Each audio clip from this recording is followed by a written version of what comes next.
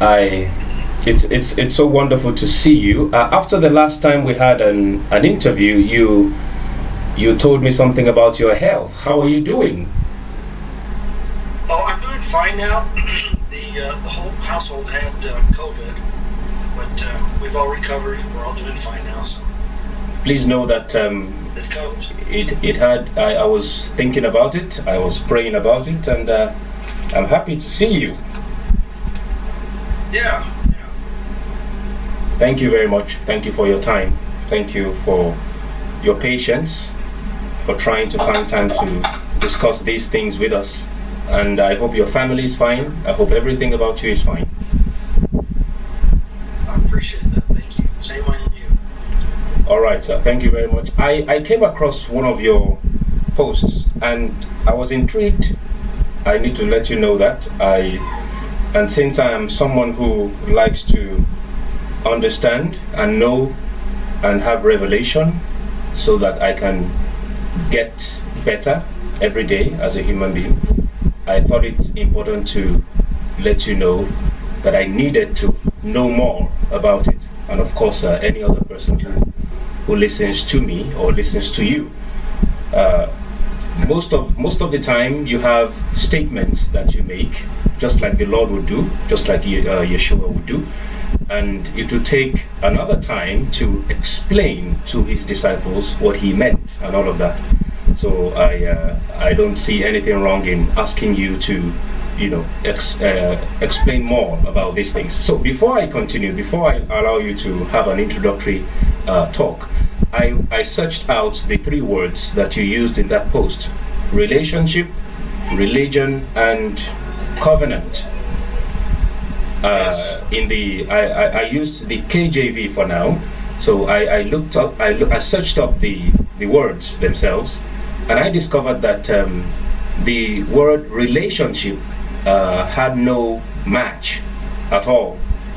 That word was never used in the KJV, I mean, okay? And then I searched for the word covenant, and I discovered that it had about 280 places that it was used, and the word religion had only 5.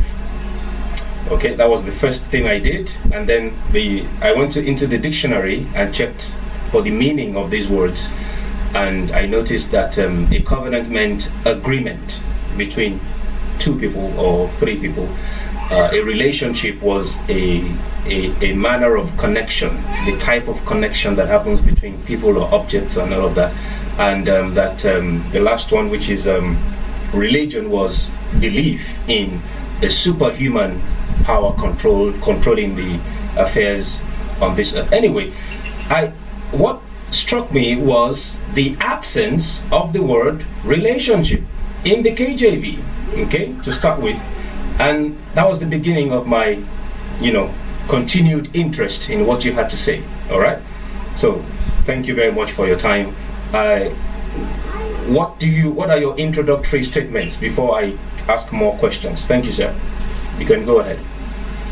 Well, the reason for that simple post that I made, religion, relationship, covenant, was because of a statement we often hear in Christianity, where somebody would say, "I don't have religion, I have a relationship," meaning they don't follow just some religion, they have a relationship, and the implied relationship is with the Messiah. Okay, so that's the context for the post. Okay, so it's more than what you are trying to let us know is that it's more than a relationship, or it's not a relationship at all. Because some of us who have English as our second language, we have to know how to use these words, and of course words have meaning. Okay, so we need to know more and my about hat that. goes off to you guys that have a second language. You speak English quite well, probably as good as most people that I know. So I have trouble with one language, so my hat goes off to you guys. Okay. No problem at all. Okay, so what does the Creator have with us, and what do we have with Him? Can we start from there, sir? Okay, so let's talk about these three aspects. All right. Religion is the way man teaches other men about systems and practices pertaining to our Creator. Okay, that's religion, man-made, in an attempt to teach about our Creator. Okay. A relationship would be, after learning about someone, then developing closeness with that person, right? Yes. And then a covenant is a legal binding agreement. It's valid in a court of law. The covenants that our Creator made with us are blood covenants. They're covenants that apply until death do we part, often likened to a marriage covenant. Okay? So all the covenants in the Bible are used metaphorically as marriages, marriage covenants, marriage contracts, where you take vows before the Creator and you say, we will stay together until death do we part. Yes. Okay. So that's the general. So that's the context for the post religion relationship context. So I liken that to a relationship status with a man and a woman. So we are in a covenant with the Creator. Yes. We're in a covenant with the Creator. Okay. You know from Scripture that the Creator had a covenant with Israel, which He called a marriage covenant. Yes. And they broke it. They broke the covenant. So He divorced them, right? Yes, He did. That was the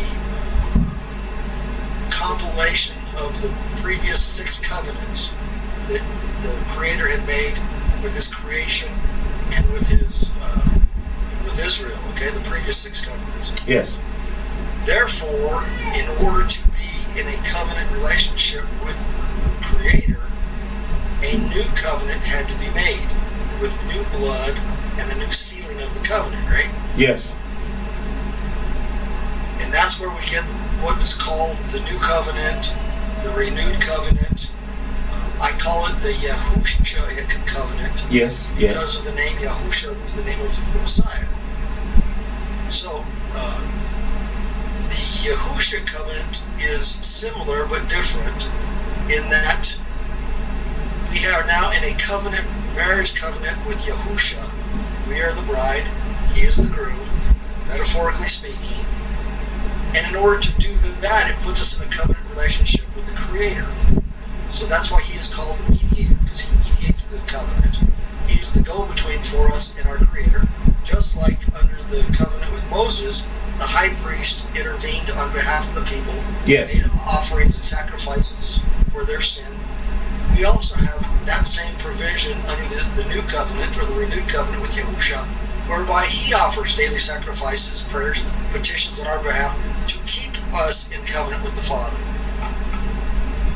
So this requires, because so going back. Go ahead, sir. No, you go ahead with your question. So what I'm trying to understand is we have an agreement, and we have to do our part of the agreement. Yes, the terms and conditions of the covenant. But that's not the idea we have in Christianity, for example. We have the idea that everything is done, you have nothing to do again, just come to church, give the offering and pray to God and sing the psalms and all of that. Doesn't this understanding have a different perspective and actually revealing perspective to improve our understanding of what kind of connection we have with the Father? Because this is yeah. I liken this thought process of religion, relationship, covenant to the relationship between a man and a woman. Now, I know that different nations have different protocols for marriage. Some the bride and the groom are chosen by the parents, and an agreement is made. So from a Western mindset perspective, men go out and they date women. They meet women, they associate with them, and they have casual friendships, getting to know each other.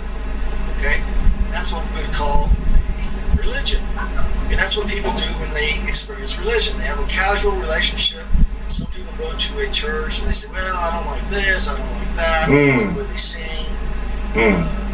So on and so forth. So they go somewhere else. No strings attached, right? Okay. And that's how it is in a dating situation, where a man goes out, he asks a woman to go have dinner, they have dinner, and then he takes her home and says, "Well, that was nice, I enjoyed your company, and we'll continue as friends," and that's it. Or he says, I'm very interested in you, and I'd like to get to know you better.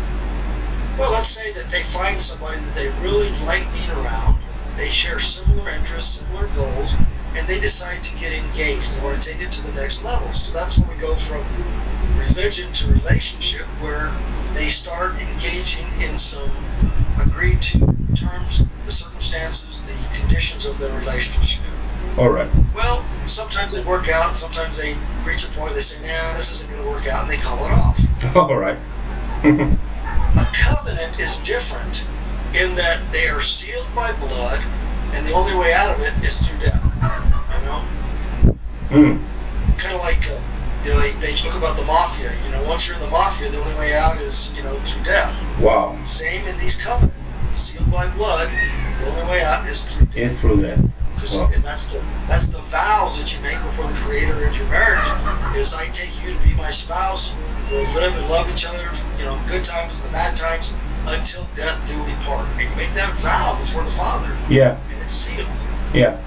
And that's why I said, that yes, we're obligated under the terms and conditions of the agreement to honor our part in the covenant.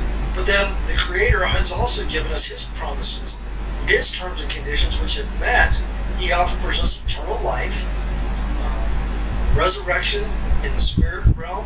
Yeah. But we have certain things that we have to do. We have to keep, we have to obey Him. We have to follow His instructions in order to meet the terms and conditions of the covenant. It's not, that somebody did it for us, we don't have to do anything. We have to actually participate in the covenant. All right.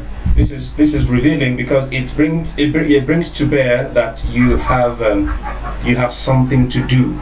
You have a responsibility to carry out. You have a calling to respond to, and that brings to mind the words of the Lord that said, "Occupy till I come." I'm beginning to have an understanding of that phrase, "Occupy till I come," and that's why we do what we do. So in 5 minutes, can you tell us the covenants that God has had with us so far, and how we got to where we are now? Yeah, okay, so all things in the past were given by our Creator in the physical sense. And then over the last 6,000 years, they went from the physical to the spiritual. They changed positions. They were transposed from physical to spiritual.